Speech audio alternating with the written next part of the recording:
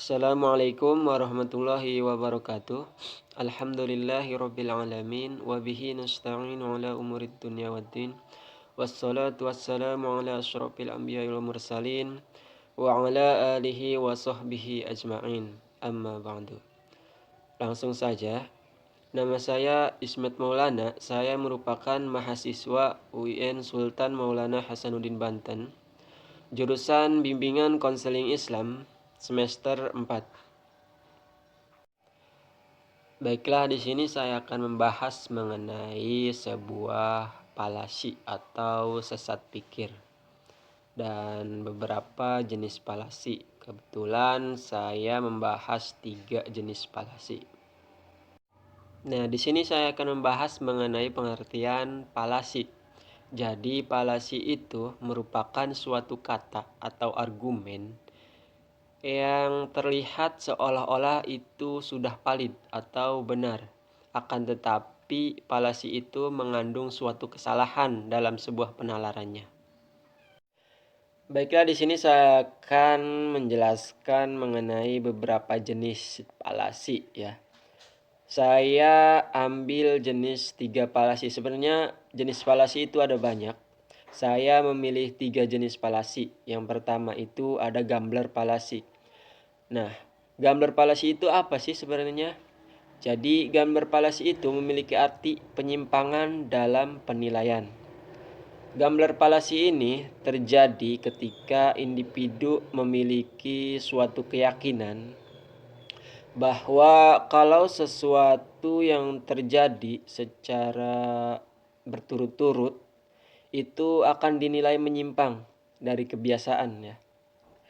Maka kemungkinan untuk hal itu terjadi lagi pada masa berikutnya, peluangnya itu akan muncul lebih kecil. Nah, sebaliknya, kalau yang munculnya itu jarang atau jarang keluar, maka peluang akan muncul berikutnya akan lebih besar. Nah, di sini kita ambil contoh.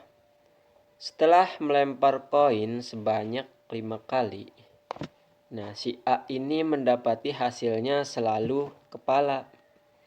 Nah, kemudian si A ini memiliki keyakinan bahwa lemparan berikutnya itu pasti hasilnya ekor.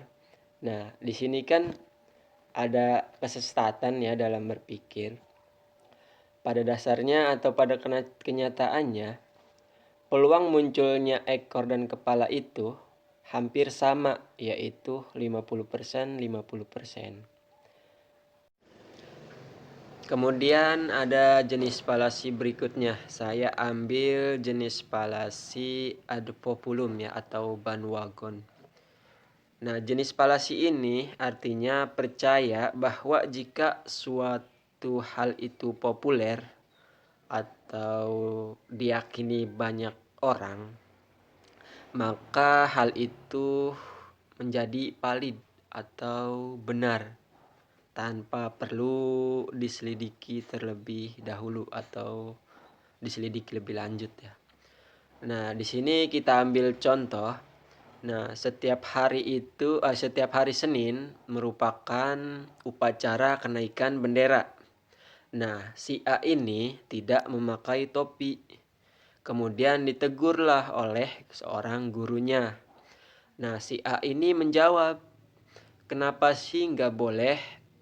Yang lain juga banyak yang tidak memakai topi. Nah, padahal si A ini tahu bahwa setiap hari Senin itu wajib membawa topi setiap upacara. Nah, akan tetapi si A ini mencari pembenaran dengan dalih bahwa tidak membawa topi itu adalah hal yang benar karena banyak yang tidak membawa juga. Nah, tentu ini menjadi sesat pikir ya atau bukan menjadi pembenaran. Nah, kemudian yang ketiga atau jenis falasi yang ketiga saya ambil yaitu black white. Nah, black white itu artinya adalah mempresentasikan hanya ada dua alternatif kemungkinan, ya. Ya, padahal bila jadi fakta sebenarnya adalah hal yang lain gitu. Atau di sini kita singkat, pada satu argumen terdapat hanya kemungkinan dua pilihan saja. Nah, di sini saya ambil contoh yaitu pada suatu kegiatan eskul ya atau ekstrakurikuler. Nah, pada eskul futsal ini setiap cowok yang mengikuti eskul futsal itu maka dianggap keren ya atau maco lah istilahnya. Dan yang tidak itu dianggap banci. Nah, jadi di sini ada kesimpulan bahwa yang mengikuti eskul futsal itu dianggapnya keren dan yang tidak itu dianggap banci. Nah, padahal tidak seperti itu gitu. Bisa jadi yang tidak mengikuti itu mungkin karena tidak tertarik atau mungkin bidangnya bakatnya bukan di futsal atau yang lain gitu. Nah, di sini perlu diperhatikan juga ya. Artinya terdapat ya falasi atau kesesatan dalam berpikir. Oleh karena itu, belajar falasi itu sangat penting ya.